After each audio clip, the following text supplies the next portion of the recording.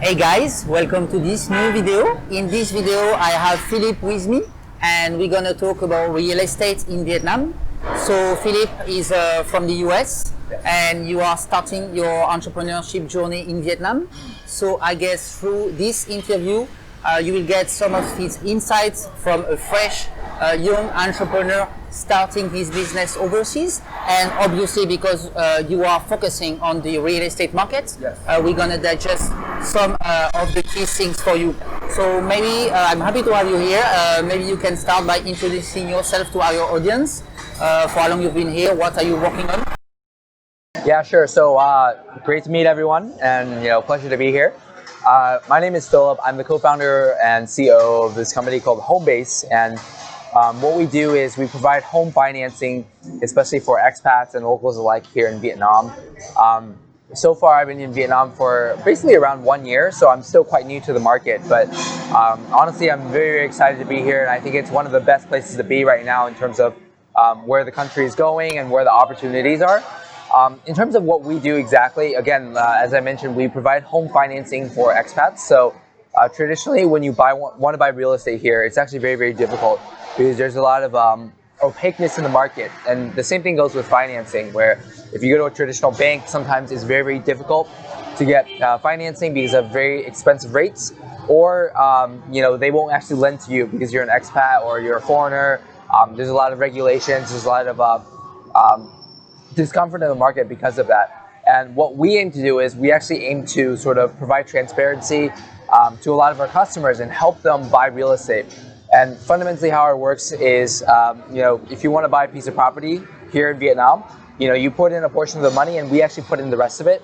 And over the next 5 years, 10 years, 3 years, whatever that term is, we structure a payment plan that's customized to you. And slowly over time, instead of paying rent every single month and wasting money, you can actually buy back more and more of the property and accrue ownership.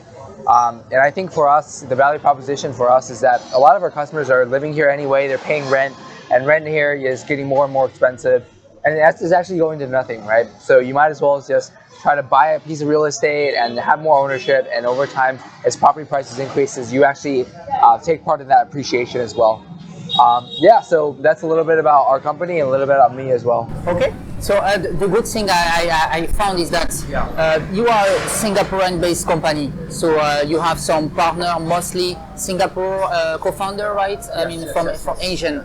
But you choose Vietnam as the main country to focus for real estate. Yeah. Why? Why did you choose Vietnam among Cambodia, Thailand, Malaysia, where they're also booming in real estate? Why especially Vietnam? Definitely.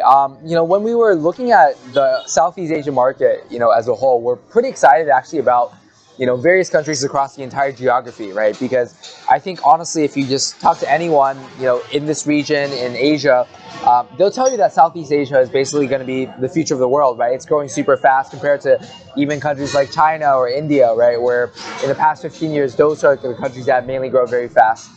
And so when I first moved to Singapore and I joined a early stage venture capital firm, trying to build a business in Asia, right? We were looking at actually all the countries from a geographical standpoint, from a macroeconomic standpoint, from an investment standpoint. And actually Vietnam stood out, especially in terms of real estate.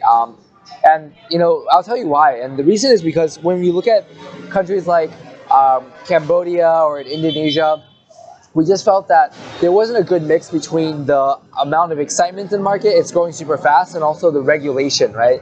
I think Vietnam is at this almost perfect nexus of where, the country's growth is growing super fast and there's a lot of excitement in the market, but actually regulation-wise and, legal ownership-wise, these things are starting to clear up more and more.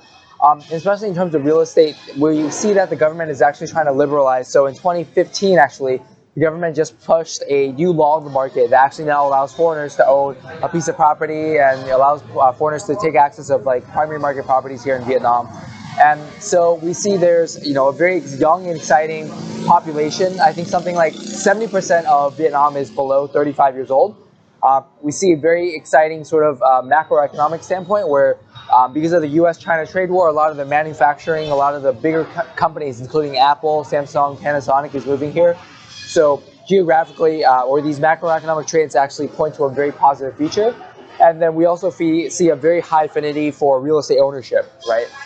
If you look at statistics in the market, I think there's something like 90% historical ownership of real estate. So a lot of people want to buy property, a lot of people want to buy apartments for living, for investments. And I think we came at really a perfect time where, all of these factors were converging into this trend of, real estate ownership. Yeah.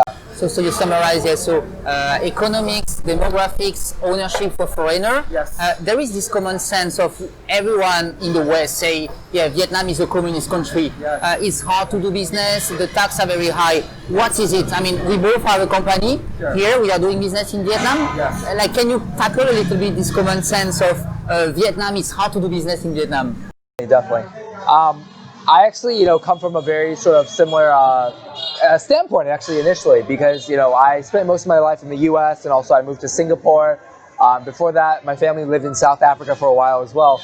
And I think what they teach you in the West is this paradigm that, Vietnam is still stuck in the past and people have a very almost, backwards perception of where Vietnam is as a country. But I think we are doing great work because you're actually illustrating a lot of the aspects of what living in Vietnam is like. And when I tell my friends, they're very shocked, right?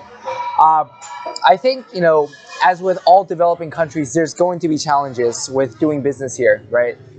And this is true not only in Vietnam, but also in the US. There's, tax regulations, there's legal regulations. So what I do recommend is having a very strong local partner or having a strong local law firm. But other than that, it's actually not that difficult. It's not as difficult as one would imagine and to actually start a business here. The incorporation process maybe take a little bit longer than a country like Singapore where everything's more digital. But actually more and more expats are moving here. So there's actually specialized law firms, there's legalized services to actually help you. And it's actually quite cheap to do so, actually, which I found very, very surprising. So I think for your viewers out there who are maybe considering starting a business in Vietnam, I just recommend having a strong local partner, maybe a strong law firm.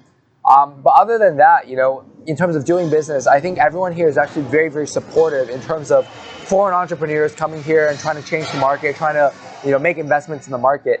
And I think so far from my impression, right, talking to a lot of local Vietnamese people, they're actually very open to collaborating as well. They're open to working with you. And, I think it's a fairly nascent, so very new entrepreneurship environment, but it's actually very, very supportive and, will excel in the future as well. Okay. It's good for the people who are, who are having this entrepreneurship mindset. They can maybe foresee that in Vietnam there is things to do. If maybe someone are a little bit more, they don't want to take those, they are maybe older, they don't want to take those risks and open a company. Why did you choose real estate as a vehicle to invest in Vietnam? You can open a company, but you can also do it through real estate. Why, from your perspective, real estate is something that will still be more and more attractive for foreigners? What's your perspective about that? Sure. So the reason why we chose the real estate market is actually two factors, right? Number one, if you just look at, investing, right? Investing across Southeast Asia, investing across the world, and deploying assets right now, right? If you have a portfolio of assets, honestly, the world right now is a very volatile place, right? And if you invest in the stock market in the U.S. versus bonds in Europe, these are very, very volatile right now, especially with coronavirus, with the political situation in a lot of these countries, right? So when we were first starting in this market, we were looking at Asia. We were saying, real estate has been really one of these factors that has allowed many, many people in Asia to build wealth, right, in the past decade. And if you look at the richest people maybe in Singapore and in Hong Kong and in Asia and China, right, a lot of the money has come into real estate. And if we look at the macro lens of where Vietnam is, right, a lot of people consider Vietnam, especially here in Ho Chi Minh City, maybe like Shanghai 15 years ago, right? And when I tell my friends, hey, if you invested in a property in Shanghai 15 years ago, you'd be retired, you'd be living on the beach, you'd be great, right? And I think Vietnam is going through that period of growth, especially in the next 10 to 15 years, right? And especially real estate here, there's, I would say it's a very, very stable asset because the stock market here, bond market, private equity is not as developed as more Western markets. But on the other hand, there's a very high affinity for ownership. So honestly, if I'm as an investor standpoint, right, if I'm looking to deploy my assets somewhere, right, I would look for somewhere that's very stable, has a very high demand, and has a lot of optimism. And I think there's nowhere better to deploy my assets in Vietnam in real estate, right? But in terms of why we started this company in real estate, the other side is also because from a financial system, right?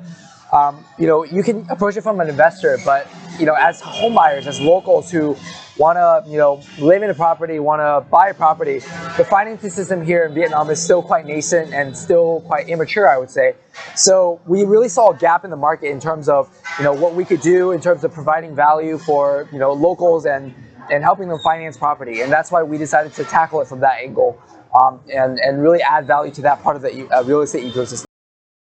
I guess you summarize well and you give some insight from your personal experience. What's the challenging right now you are doing? I mean, what's the next big step you want to achieve in Homebase? Can you share a bit about the challenge and the next few 6 months next year you wanna go? Yeah, definitely. I mean, I think at Homebase we have a pretty grand vision of what we want to achieve, right? When we think about the market, we always think about it from two perspectives, right? One being, people like your audience who maybe want exposure to the Vietnam market.